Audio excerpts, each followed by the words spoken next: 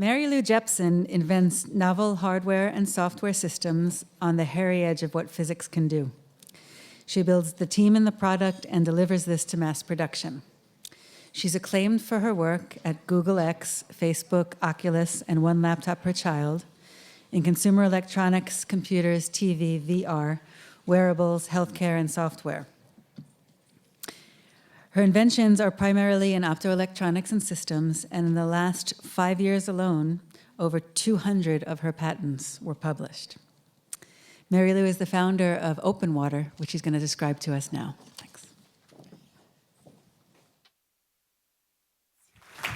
I wonder, does the lav work? Okay, great. I just need the pointer. It's great to be here, and thank you, Lisa, for curating this amazing group of people and an amazing conference. It's great to be able to be here again at one of Lisa's events, and thank you for having me. Okay, great. So I'm trying to do something. I quit my cushy job at Facebook about 1.5 years ago to basically put the functionality of this multi-million-dollar machine into a wearable. Seems impossible, huh? Well, that's why it was interesting. So a Neil Stephenson quote really rings in my ears, something he said when we were starting Google X. And he had this quote, and he said, "I saw the best minds of my generation writing spam filters." Actually, you could say optimizing click-through revenue for ad sales around here. And it's pretty true, and everybody's made a lot of money, but you're all here because you're working on something different and trying to do something pretty bold in neuro and wearables. And I realized when I sort of made a Venn diagram of how maybe I could help. I knew a lot about different fields, as Lisa mentioned, in optoelectronics and really high volume mass production of hairy edge of physics, consumer electronics, of holography. And I had a personal experience in spending a lot of time in hospitals myself that sort of propelled me on. But my question for you is really, where is your Venn diagram? I'm probably the only person in the world with a decade of holography under my belt, billions of dollars of consumer electronics, a brain tumor survivor, and somebody who's really done a lot of sort of innovative stuff in optics and graphical 2D screens. But my question for you is, where is your Venn diagram overlap where you're the most unique?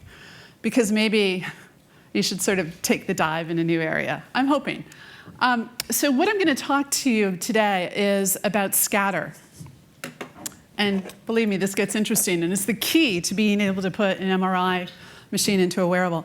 And scatter is sort of like that. This light goes straight to there, or it goes through that, it goes everywhere. That's scatter, like that. So everybody thinks scattering is random. We're at Stanford, so you know the answer to this. It's not. It's deterministic and reversible if you can encode and capture it.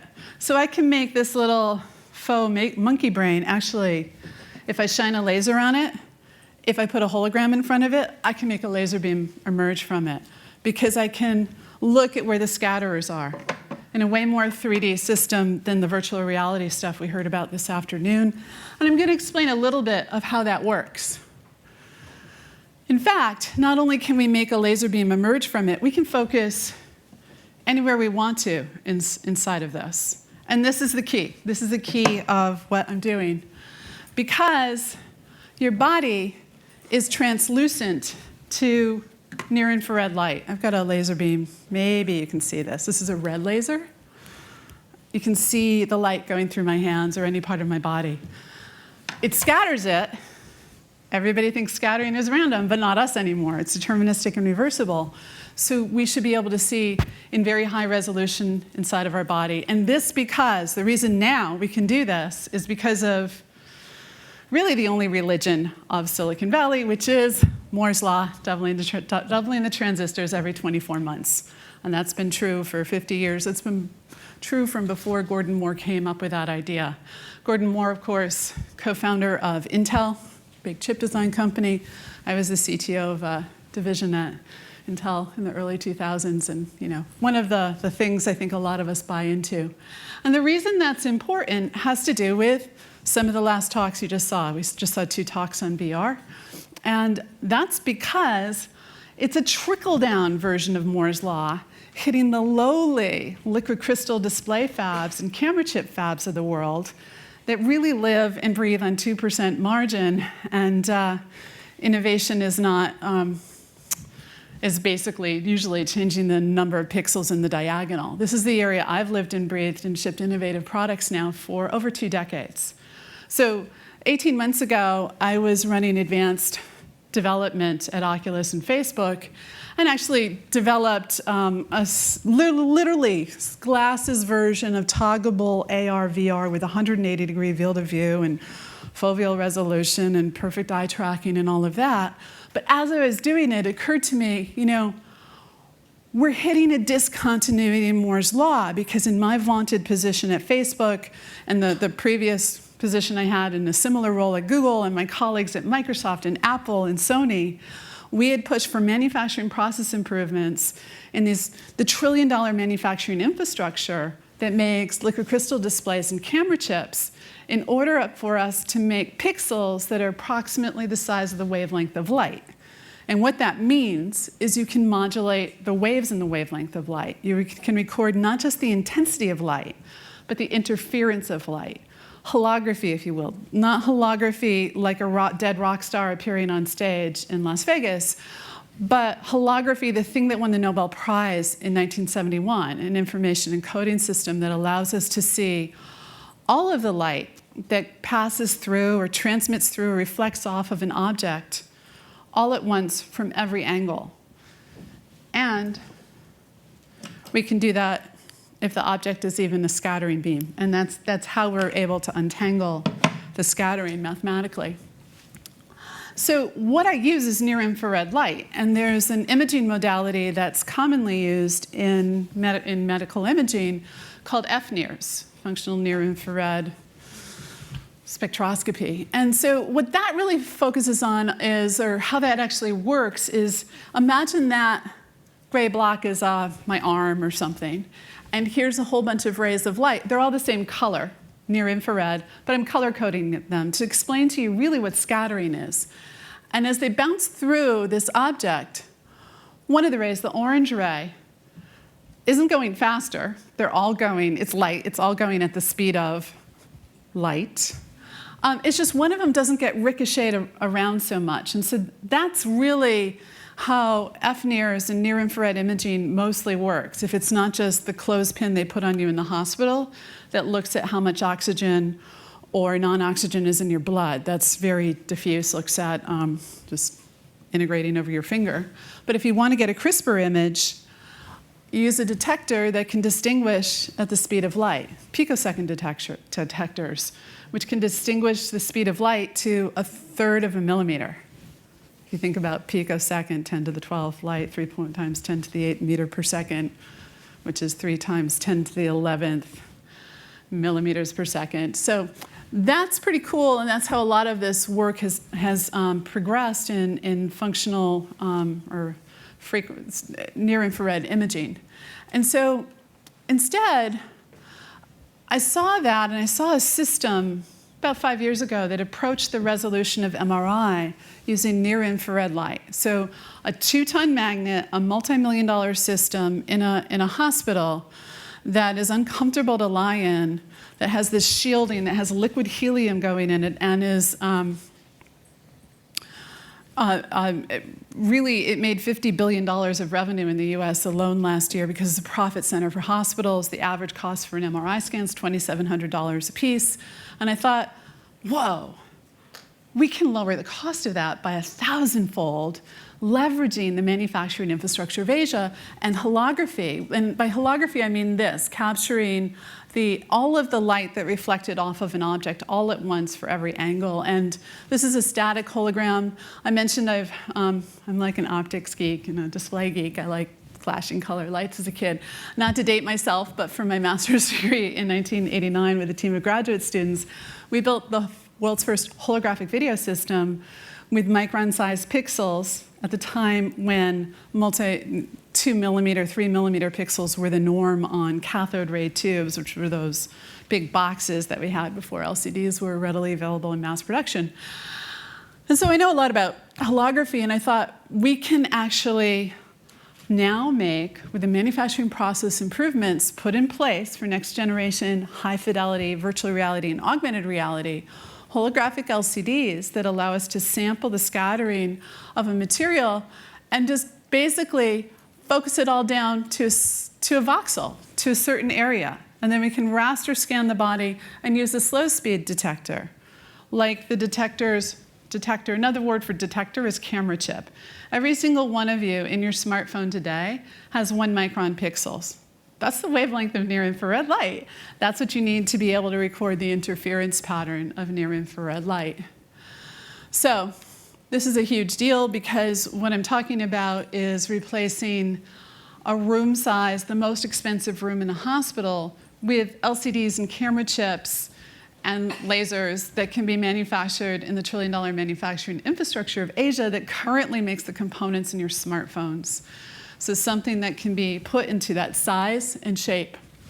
And so specifically, what we're doing, we've spent the first year or so really looking at the limits of the physics of this basic architecture, using mostly off-the-shelf components that are a bit blown out in our labs in San Francisco. And now we're designing new components, a new camera chip, new liquid crystal displays, new kinds of lasers. Not designed for the human visual system, as pretty much all camera chips are, and for images, but instead designed to record interference and scattering and so forth. And so I've come up, there's like the Ohm's law of electronics, everybody knows, V equals IR.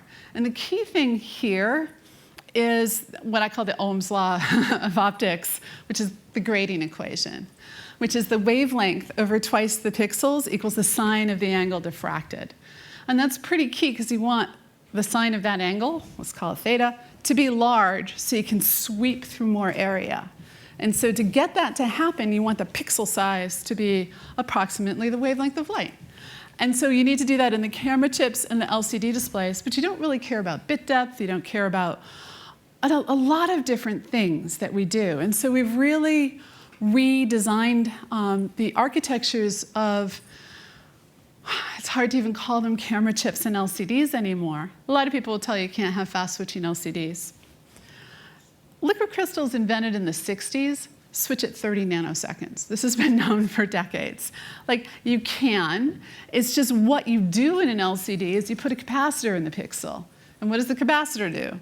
Slow things down so it doesn't flicker because your eyes hate flicker. But we want the speed. So we totally reinvent the architecture. So here's basically the basic components of a wearable. We're tiling something that's got a liquid crystal display, a waveguide, and a sandwich, detectors, and another chip with a lining that's connected with fiber optic. And this goes on the inside of a ski hat or a bandage or a bra, or really anything where you want to detect what's going on in your body. We could also wand it. So a lot of people ask, what about bone? Can it go through bone? And I didn't bring the skull. I took this picture in the lab this morning. We treated quite respectfully a piece of real human skull, and the laser goes right through it. And basically, if you look, it's well understood for decades, the absorption coefficients and scattering coefficients of every part of our bodies. And you lose 11% per centimeter, and the average skull thickness is there. So it's about 7%. That's fine. It's mostly scattering. The scattering is about 100 times that of the absorption coefficient in bone, in flesh, and so forth. So here's some papers. If you don't believe me, please look them up. So usually around now, nobody ever tells me, but now I've been talking about this for a while. A lot of people tell me that people think what we're doing is impossible, and I just wish people would tell it to my face because then I could actually talk about it. But this is well-established physics from over 50 years ago by the pioneers of holography that did the work that won Dennis Gabor the Nobel Prize for the idea. People like Emmett Leith, Carl Stetson, Joe Goodman, a professor here at Stanford, did amazing work in the 60s at it, Kogelnik at Bell Labs, and that's what being able to capture phase and intensity allows you to do. See through fog, see through the body, see through all these things.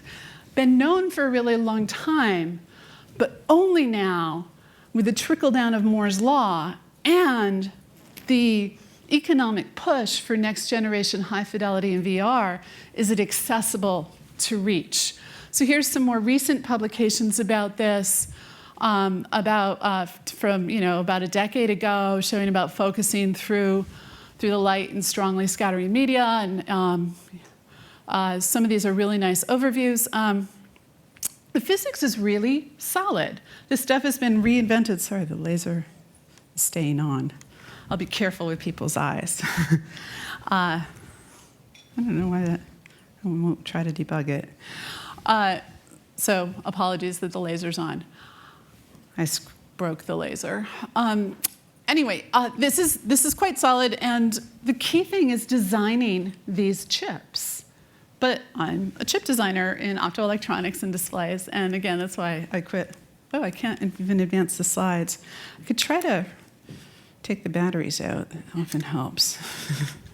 Sorry, real-time debug. As an electrical engineer, like, number one, is it plugged in? Number two, is it turned on? These are the ways that you go. Cool, I fixed it. So, so how deep can you go is the big question. Well, don't believe me. There's 3 papers showing you can go at least 100 millimeters deep using existing components. We've actually exceeded those results. A lot of times people just stack up. They go to the store and buy chicken breast or whatever's on sale in the meat market, because then you don't have to get the animal testing. And so you try that. But that doesn't have blood. And so the speed you have to do is different than just imaging through chicken breast, which I hate to tell you, it's a pretty good approximation of our flesh. Think about that. Don't think about that. Anyway, so yes, this is all very doable. 4 inches is pretty great. We're getting about 6. But really, I'm going to switch to this laser just because I don't want to break it. Our first product's to do a brain-computer interface. By the way, if I throw you into an MRI machine for an hour, I can tell you if you've got a tumor or something. If I throw you in for 10 to 100 hours, I can tell you what words you're about to say, what images are in your head, whether you're in love or not, what music you're thinking of, and on and on and on, by just looking at the use of oxygen voxel by voxel in your head, which this is enabling. So yes, I'm talking about communicating telepathically using this system. So, but we can do that with just to the cortex, just less than 2 centimeters down with 2 to 3 millimeter voxels, which is higher resolution than what all of these groups that have been doing brain-computer interface using functional magnetic resonance imaging for the last decade have had as a tool. And I love the way Jack Gallant, who I'm sure has spoken here, he does a lot of work with fMRI at Berkeley, and he used to use small animals, and then he was working with macaque, monkeys. And then he graduated. Now he uses graduate students as subjects in MRI machines and pulls out what they're thinking. So we can do that even with less thing. And it's this custom architecture where we're really getting the signal-to-noise ratio that matters for seeing blood flow, for seeing oxygen use, and for basically making a hologram, which is really described. We only need 2 to 3 bits on a hologram. We just need very small pixels, because of this Ohm's law, if you will, of optics, the grading equation. I'll just say it again. Lambda, the wavelength of light over the period, which is 2 pixels, so lambda over 2 pixels is the sine of the angle diffracted, or the arc sine of that equals, that angle. And we want that angle to be big. So what about neurons? So that's all fine, but if you're going to do a brain-computer interface, don't you want to focus to neurons? And so here's the thing. I've shipped a lot of hardware now for decades. I'm old and have billions of dollars worth of product under my belt. And a lot of people, when they do a startup, will tell you, let's do a minimally viable product. And my advice to anyone doing hardware is, don't. Run for the hills. Don't take the money from them. For the first year, let yourself explore the limits of the physics, because you're going to save yourselves a couple generations if you do. So we did that, and last summer we were able to image 2 micron through several inches of phantom, like thicker than that, to a micron, which seems impossible because you can't do that with most lenses that cost less than $1,000. But we're using basically a little hologram to image straight through scattering material.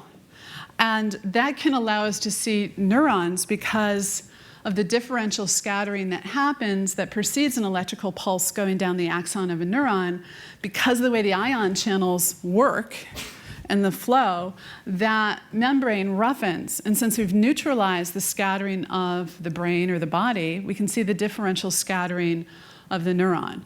And we can also think, we saw this fantastic talk from Ed Boyden today, optogenetics pioneer, in so many other areas. Certainly this would be helpful to be able to deliver light non-invasively through the skull and into the body, as opposed to the invasive solutions being used. As I mentioned, I maybe uniquely in this area have had non-optional brain surgery.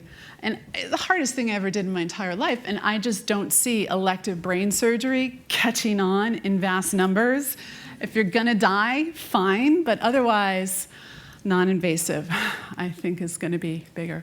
So you can see a lot. Our best SNR right now is with blood, because blood is red. It's also infrared. It's why we're warm-blooded. It absorbs the light. So it gives us incredible signal. And so there you see, I tried to cover up, but you can see like where blood is in these fingers, or where like a tumor is 14–15% blood. Your normal flesh is about 3% blood. And we can look at in higher resolution than this, because angiogenesis basically is the process of tumors wanting to grow, steal blood from your body, and grow vessels to feed it. And so there's more blood to enable it to grow. So that gets you a lot. But it's also good to know where blood isn't, where you have a clog. Certainly the type of stroke you have, whether it's a clog or a burst, if you could know that within minutes, you don't have to lose your speech center. And so it's actually, you look, a bullseye pattern of where you are located when you have a stroke relative to an MRI machine, whether you lose your speech center or not, which is amazing because there's a drug that can be delivered, but you don't want to get it wrong because if it's a clog type, you want a certain drug. So, and then here's how we can see so-called oxy-deoxy.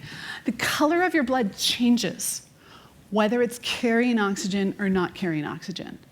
And so here's HB, that's blue, that's just the blood. And the red one is HbO2, that's blood, hemoglobin, with oxygen on it. And so this is it's probably too small to see, that's 700, 800, 900 nanometers. So this is red right here, 600 to 700-ish. I mean, this sort of orange to red. And then we get into infrared, which is like super red, slightly longer wavelength. That's good, because the pixel size can be bigger. So yeah, you can do a lot with blood. Decorrelation. So what's decorrelation? This is a key thing also from the design of the chips, because if you take a hologram of your body, compute the inverse, put it on an LCD, you have to do it in a certain amount of time, or everything's moved in your body so much that the hologram no longer works. So that is called decorrelation. And so here's what I first started when I was starting the company. I'm like, oh, we got 10 seconds, no problem. I was at a conference with 20,000 optical people in San Francisco in January. And I saw talks of ranging for decorrelation time that you have anywhere between 10 microseconds and 10 seconds, which you have, although then I was later talking to a professor who did this study, and he said, oh, well, he's from the Netherlands, and they asked a doctor how long they could put a tourniquet on the graduate students' arms, and the doctor said an hour, so he said no more than 20 minutes, tourniquet your arm and stop the blood flow. So that's how they were doing it, because blood is the thing that moves the most in your body. So if you stop the blood flow, you could have 10 seconds if if it's a part where the breathing isn't that affected. But really, we think you got tens of microseconds, according to this recent paper, because we care about the blood flow, because let's say you've stopped the blood flow to your head. Isn't that the same as a stroke? So we can't do that. So we need to measure it. But 10 microseconds is actually pretty easy. So we've got a new camera chip design with 1 micron pixels, a 10 microsecond frame time in a high volume CMOS process, really by completely rethinking the architecture of this chip, and I'd love to show you more. We're still filing patents on it. We've also totally rethought the design of liquid crystal displays to enable 1 micron pixels, which is really hard unless you completely rethink it, and I haven't filed on that as well.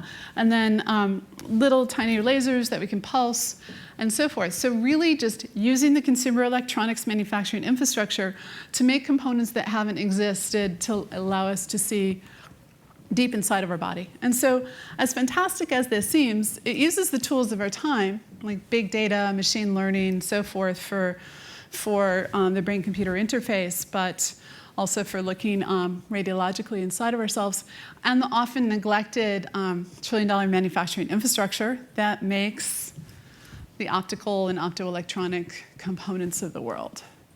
So MRI gives us better resolution than mammography, but it's not used in any country in the world for first-line detection because of one reason: it's too expensive. So we know MRI is about a 10x better diagnostic, but it's too expensive, so we don't use it. So people are dying. Imaging is about $100 billion of annual health costs in the US alone. If you add rest of world, it's even more.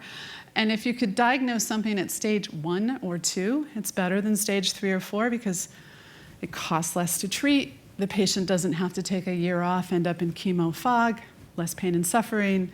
It would be better. And so to do that, we need to democratize these tools. I mentioned a bit about this. Here's just a bigger picture of it. To say we can see these tumors through the blood flow. We can also see the tumor properties as well. The SNR is really best in our system right now for blood. We're looking at neurons and then also distinguishing between just fat and muscle and all different, and any kind of so-called chromophore or change in pressure. But yes, it also lets us see. So again, it's basically by understanding and taking a hologram of the scattering so that we can focus voxel by voxel across any kind of scattering media, our body, what have you. And with that, we can see and even export our thoughts, which is a really big deal. If you think of the 2 billion people that suffer with brain disease, 1 billion of whom can't work, they may not present with the symptoms if they get even a yearly MRI scan to figure out what's wrong. And so we could imagine having a much deeper understanding of brain disease and potential cure. This also, I haven't even touched on photodynamic therapy, which is by focusing light into your brain. You don't need to actually cut open the skull and put a probe down to do deep brain stimulation or turn off anxiety or many, many things that are being done right now. Invasively, we can open up non-invasively. And I mentioned Jack Gallant before, how he's moved from studying rodents to macaques to graduate students. But in this clip, he took a bunch of graduate students as subjects and made them lay in MRI scanners for hundreds of hours watching YouTube videos while a recording of their brain reacting to the YouTube videos was made, the fMRI recordings. And then a machine learning algorithm was put on it, and a new data sequence was shown called presented clip. And just from the MRI scans alone, the computer guessed what it thought the graduate students were looking at. And the result, and this is like 6 years old, it's a grainy image of what the students were looking at. And I saw that and I thought, wow. And if you couple that with when you see an image versus imagining seeing an image, the same areas light up in your head. So I thought, whoa, how do we up the resolution and lower the size? Because this is amazing. Like right now, we have all of this great input through our eyes and ears, but the output from our brain, and hopefully the brain processing is pretty good, the output is basically moving our mouths or typing our fingers, maybe drawing, maybe dancing. But what if you could export images or music or the whole thought or the whole range of ideas? What would we be capable of? And then we can also talk about writing, learn French en route to Paris, that kind of thing. There's all kinds of ethical and legal issues. They're profound, which is a bit why, it's actually not even a bit, it's the main reason why I'm talking about this as it's nascent. I thought about doing this in a big company, and Actually, Peter Gabriel, the human rights activist and musician, really convinced me to try to do this as a startup so that we could have these conversations when it was nascent. Because I think right now I'm telling you this and you're thinking, okay, the physics is solid, but yeah, right, there's something I don't get here. So we're going to show a live system this year. I'm not exactly sure where or I'd tell you, but we're going to show it on stage at a conference. It really works. It's solid, and then you'll start to take the ethics discussions a little more seriously because it's pretty important. So, I mean, but the flip side is, if we say we don't want to do it, is it that we don't want to know how our minds work? The national academies of most every developed world have said of the top 5 things you can do as a technologist, reverse engineering the brain is somewhere on that list in the top 5. And we could say we don't want to know how our brains work. We could say that we don't care about the 2 billion people with brain disease, with the drugs that haven't really changed substantially in decades, or massively lowering the cost of healthcare diagnostics and radiology. But I don't think we're going to say that. I think we're going to just put some rules in place. And by the way, our system will only work consensually. You have to want to think into it for it to work, and so forth. But yes, we can detect tumors, clogged arteries, and your thoughts. And we can even deliver light to a neuron or molecularly. So in the limit, you could imagine maybe you could replace drugs. In photodynamic therapy right now, we're even by cutting open and delivering light. There's this cliche, sunlight is the best disinfectant. Well, it's actually true that it kills pneumonia if you can deliver it into your lung, or actually some interesting sort of hybrid work is being done at MGH right now where they can use 10% of a chemo dose if they also deliver light therapy. So these hybrid approaches are pretty exciting too. So with that, this is what we're doing. I've told you why it's possible, and stay tuned. We'll show a demo this year. Thank you. I don't know how much time I have. Are we good, or do I have any more time? I have a little more time. If there's any questions. Yeah. Does it work on all tissue types? I'm not an expert in holography. I'm not even sure how to say that word. But like my understanding is that if you're computing the inverse, that you need to know something about what you got there. So does it work on all tissue? Yeah, we know the optical properties of pretty much all tissues for decades. That's been well studied.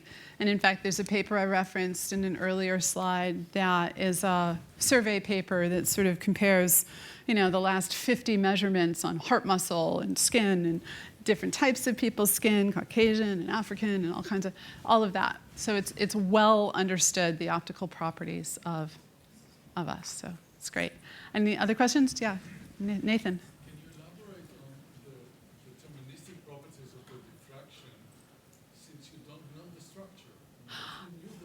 Right. I didn't talk about the beacons. So what's a beacon?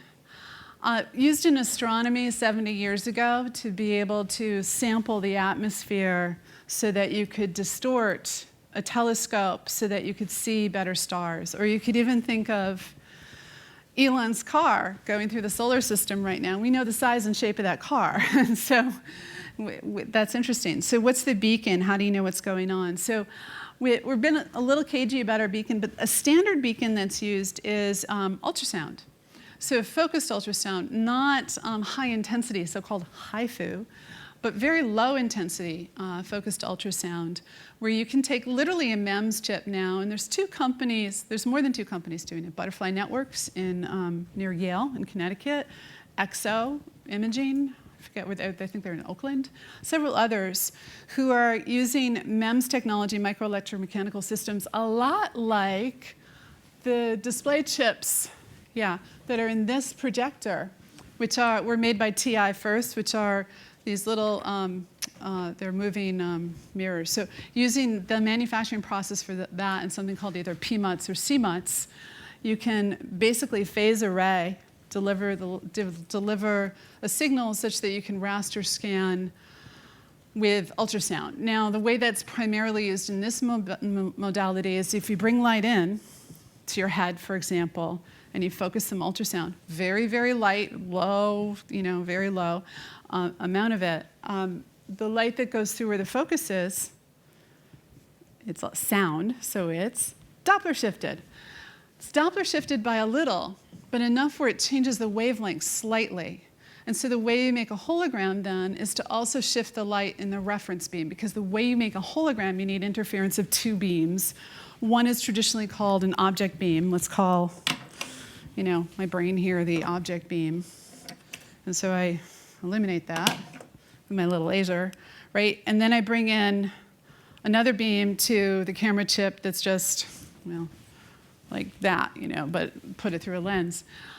Actually, we put it through a light guide plate, which is a lot like what's in your smartphones. That's why the light comes straight out, but it's so thin because there's well-established optics for this. And so that's one way to do a beacon. There's other ways to do a beacon, but that's a straightforward way. It's tough because we haven't filed all of our patents yet, so I'm trying to tell you as much as I can and not have my patent lawyers mad at me because they're busy writing. They're good. We have a lot for them to write. And so that's the way you know where you are. And so with, for example, focused ultrasound, you can focus to a millimeter, a centimeter. You can focus to 30 microns, depending upon the frequency. It's really related to that, although the depth has a relationship to the fineness of ultrasound, which is well established as well, and referenced in a lot of the papers that I had there. Are we done? Okay, thanks. I'll be around if you guys want to talk. Okay, thank you very much.